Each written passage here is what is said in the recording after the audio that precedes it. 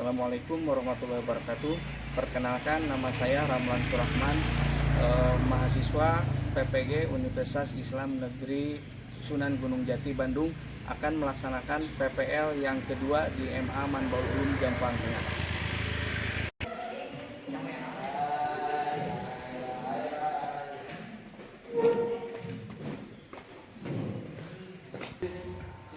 Assalamualaikum. Waalaikumsalam.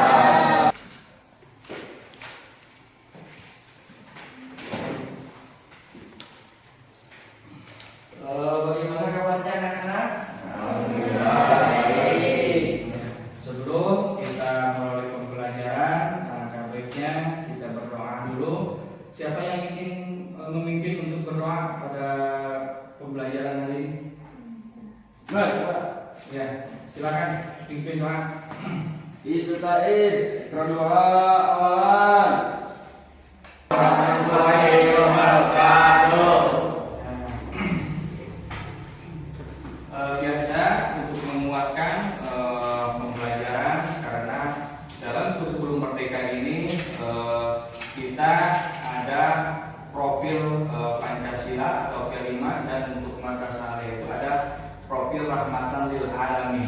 Jadi untuk itu kita menguatkan profil Pancasilanya, mengucap Pancasila ya. Siapa yang memimpin bisa untuk mengucap Pancasila?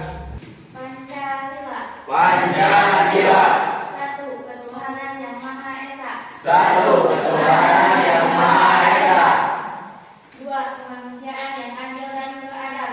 Dua kemanusiaan yang adil dan beradab. Tiga, persatuan Indonesia. Tiga persatuan Indonesia. Empat, kerakyatan yang dipimpin oleh hikmat kebijaksanaan. Empat, kerakyatan yang dipimpin oleh hikmat kebijaksanaan. Permusyawaratan perwakilan. Dalam permusyawaratan perwakilan. Lima, keadilan sosial bagi seluruh rakyat Indonesia. Lima, keadilan sosial bagi seluruh rakyat Indonesia. Pada kesempatan ini siapa yang tidak hadir hari ini? Alhamdulillah siswanya hadir semua. Ada yang tidak hadir? Ada. Siapa yang tidak hadir? Renaldi. Kemana Renaldi?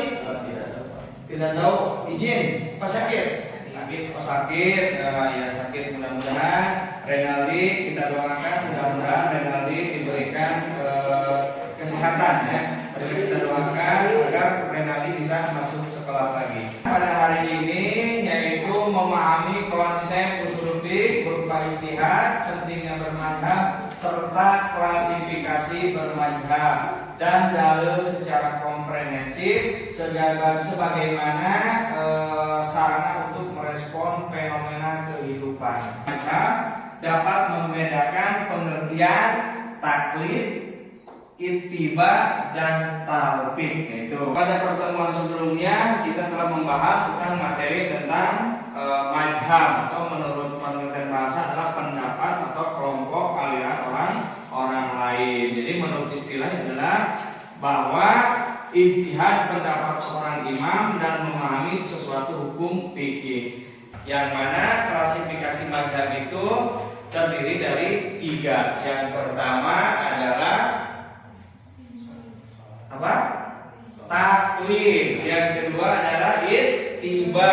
Yang ketiga adalah talqin. Apa itu taklid? Taklid secara bahasa, gitu ya. Taklid merupakan masdar dari kata qallada yuqallidu taqlidan. Kata taklid ini secara bahasa memiliki tiga makna, yaitu menggantungkan sesuatu pada sesuatu yang lain. Yang kedua, selalu bersama. Yang ketiga, memberikan beban. Nah, selanjutnya beberapa contoh taklid dalam kehidupan sehari-hari. Satu, contoh bukan salat dengan mengikuti penjelasan seorang ulama. Jadi kebanyakan dari kita melaksanakan sholat dengan cara taklid, di mana kita tidak pernah bertanya kepada guru kita mengenai dalil tentang sholat yang beliau ajarkan. Jadi di situ kita melaksanakan tenaroskeun, tidak menanyakan dalil atau apapun apapun kita melaksanakan praktek sholat. Kalau menanyakan dalilnya ada dalam Al-Qur'annya dijelaskan aqimis sholat ya. Jadi kita mengikuti ulama. Nah ini contohnya melaksanakan sholat. Nah ini bacaan sholat. Jadi kita mengikuti taklid. Itu taklid yang dibolehkan ya. Yang kedua, wudu dengan mengikuti penjelasan seorang guru ngaji ketika belajar wudu dari guru agama. Ketika kita duduk di bangku sekolah dasar sampai sekarang kebanyakan dari kita juga tidak sempat belajar dalilnya, maka kita pun telah melaksanakan taklid dalam hal wudu ya. Oh wudu gini praktek wudunya ya, gini tata cara wudunya. Tidak menanyakan apa dalil wudunya ya, bagaimana ayat tentang wudunya. Kita mengikuti ini yang sudah jelas oleh para ulama. Kita melaksanakan praktek wudu. Selanjutnya hukum taklid. Nah, hukum taklid itu tidak sama antara satu orang lain dengan orang lain itu bisa alias boleh atau bisa juga haram. Boleh. Orang yang belum mampu berijtihad itu boleh taklid kepada seorang yang dia percaya akan ilmu kesalehannya. Hal ini banyak kita lakukan, hampir semua tata cara ibadah kita taklid kepada para guru, baik guru sekolah, dosen di kampus maupun ustaz di pengajian. Yang kedua haram. Orang yang sudah mampu berijtihad tidak boleh taklid kepada orang lain dalam masalah-masalah yang dia telah mampu berijtihad dalam bidang itu. Ada orang yang punya kemampuan ijtihad di bidang sholat, maka dia tidak boleh taklid di bidang sholat. Bila Anda termasuk orang yang punya kemampuan ijtihad di bidang jual beli sehari-hari, maka Anda tidak boleh taklid di bidang tersebut. Jadi dengan demikian hukum taklid pada tiap orang ini tidaklah sama ya. Nah yang kedua tadi klasifikasi bermadzhab itu adalah ittiba ya. Ittiba secara bahasa merupakan makna dari kata ittiba yattabi'u ittiba'an ya. Jadi secara bahasa ittiba ini memiliki tiga makna. Yang pertama apa? Mengejar ketertinggalan buat seseorang mengikuti orang lain. Yang ketiga mengikuti atau nakatilas ittiba ya. Pengertian ittiba ini ya dijelaskan sesungguhnya para ahli fikih maupun ahli ushul fiqh tidak memiliki definisi yang baku mengenai istilah ittiba. Namun biasanya mereka menggunakan istilah ittiba ini dengan makna yang mendekati makna ittiba secara bahasa. Imam Ahmad bin Hanbal memberikan definisi ittiba ini sebagai berikut ya. Yang artinya ittiba yaitu bila seseorang mengikuti apa-apa yang berasal dari Nabi Muhammad SAW dan para sahabat, namun setelah generasi sahabat yaitu generasi tabi'in, maka dia tidak boleh memilih. Nah, yang selanjutnya contoh ittiba. Ini contoh ittiba ya. Ini hukum ittiba, semua orang memiliki waktu kesempatan untuk belajar dengan baik. Jadi memang tidak mudah atau harus diperlukan keseriusan ya. Upaya yang sungguh-sungguh untuk mengecek suatu persatu amalan ibadah yang kita lakukan. Selanjutnya, pengertian talfiq yang ketiga dalam bermadzhab, klasifikasi bermadzhab itu adalah talfiq. Talfiq dalam bermadzhab fikih ini secara bahasa berasal dari kata lafaqo yalfiqu atau lafaqo yalfiqu talfiqan. Lafaqo yalfiqu talfiqan ya. Ini dalam melakukan talfiq ada dua masalah, yaitu yang artinya menggabungkan kedua asal kata talfiq itu pengertiannya secara bahasa dan serta penggunaannya. Di sini contohnya dalam membatalkan wudu. Ada seorang laki-laki yang sudah berwudu lalu dia menyentuh seorang wanita yang bukan mahramnya di mana laki-laki itu sedang terluka yang mengalirkan darah, dengan catatan dalam mazhab Syafi'i wudu laki-laki itu batal karena dia bersentuhan dengan wanita yang bukan mahramnya. Dalam mazhab Hanafi wudu laki-laki itu batal juga, namun dengan alasan yang lain, yaitu karena ada darah yang keluar dari tubuhnya. Gitu. Dari dua masalah atau dua mazhab. Tuh. Hukum talbik, hukum talbik itu ada yang memperbolehkan talbik, ada yang melarang talbik. Jadi untuk selanjutnya yaitu tentang berdiskusi ya. Tadi kita sudah bahas materi tentang klasifikasi bermadzhab. Untuk sekarang marilah kita mendiskusikan materi tentang klasifikasi bermadzhab. Untuk kelompoknya yang sudah Bapak tentukan, silakan untuk kelompoknya masing-masing.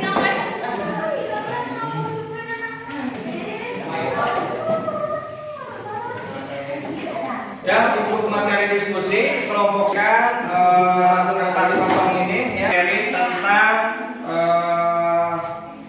taklid. Nah, ini Bapak berikan kertas yang kosong ya tentang taklid ya. Silakan nanti diskusikan materi berkaitan dengan taklid. Diskusikan materi yang berkaitan dengan ittiba. Ini yang tentang yang ittiba ya. Nah, kita berikan tugas yang berkaitan dengan talbik ya. Ini membahas tentang materi tentang talbik ya. Nanti setelah selesai diskusi, setiap kelompok menyampaikan presentasi ke depan ya. Perwakilannya ada ya, perwakilannya untuk mempresentasikan hasil diskusi tersebut. Ya, ini. Oh ya. Bagaimana ini kelompoknya ini? Sudah sampai belum?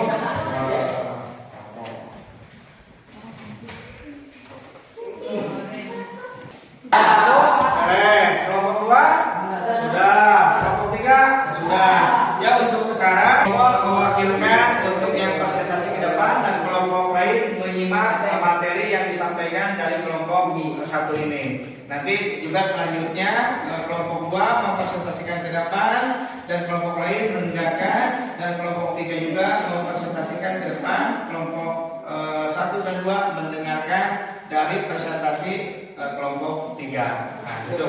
Kelompok satu untuk mempresentasikan ke depan. Silakan. Hasil diskusi ini. Hasil diskusi dari kelompok satu, taklid adalah secara etimologi. Kata taklid adalah istilah yang berasal dari bahasa Arab, yaitu koladai, koladidu. Taklidan asal kata tersebut memiliki berbagai macam arti yang tergantung pada letak dan pemakaiannya dalam kalimat. Ada kalanya kata taklid berarti menghiasi, meniru, menyerahkan, mengikuti dan sebagainya. Adapun pengertian taklid menurut para ulama antara lain sebagai berikut. 1. Menurut Imam Al-Ghazali, taklid adalah meniru ucapan tanpa hujah dari tertentu. 2. Al-Isnawi dalam kitabnya Nihayah Al-Usul mendefinisikan taklid adalah mengambil perkataan orang lain. Terima kasih untuk kelompok satu telah mempresentasikan hasil diskusinya. Silakan untuk kelompok dua untuk mempresentasikan hasil diskusinya.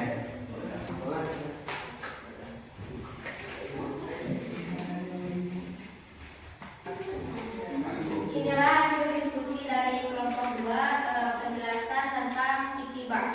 Kata ittiba ini ternyata sudah diserap dalam bahasa Indonesia loh.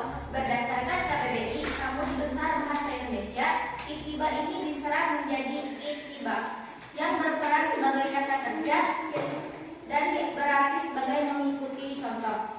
Jika diruntut secara bahasa, kata ittiba ini dapat juga diartikan sebagai iktifa atau menelusuri jejak, qudwa atau bersuri teladan, dan uswah atau berpanutan.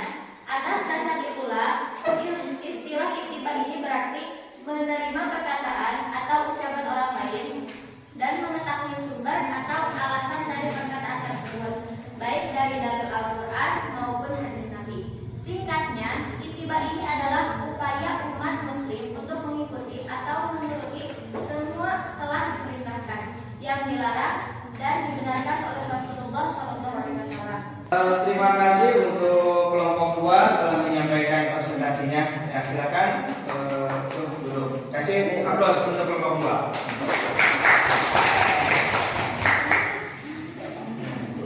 Selanjutnya yang akan mempresentasikan yaitu kelompok 3 ya. Silakan perwakilan dari kelompok 3 untuk mempresentasikan hasil diskusi. Ya. Kamu siang hari mas. Sambil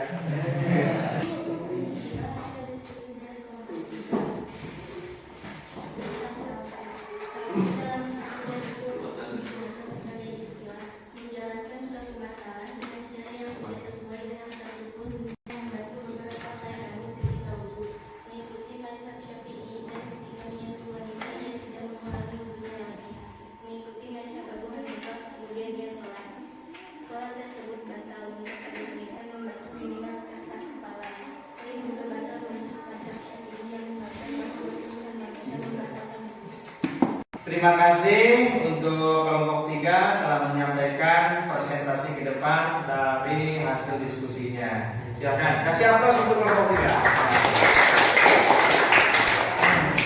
Laksanakan presentasi ke depan. Mungkin kalian tidak semangat ya?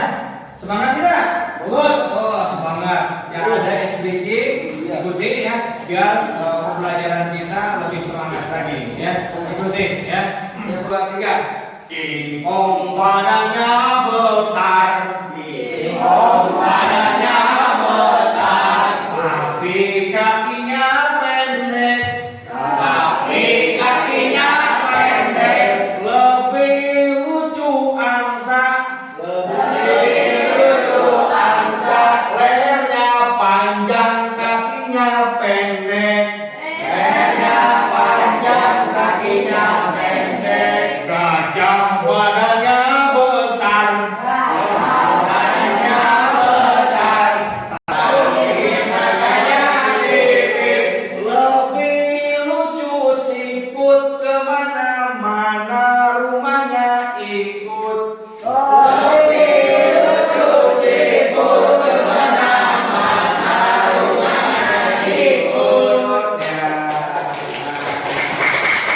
Diskusi, alhamdulillah dalam diskusi ini yang berkaitan taklid itu mempunyai arti atau menurut bahasa mengikuti atau meniru. Jadi membuat tiruan. Jadi menurut istilah taklid adalah mengambil suatu perkataan tanpa mengetahui dalil. Yang kedua adalah ittiba.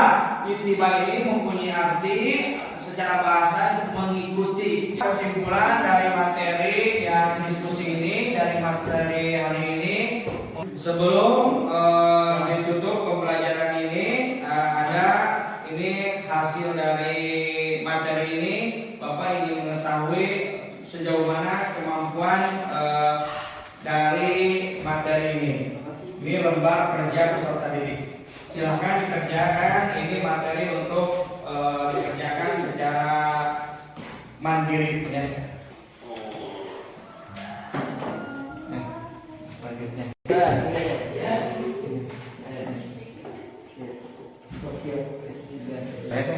Silakan untuk dikerjakan ya masing-masing ya. Dari awal sampai akhir kita sudah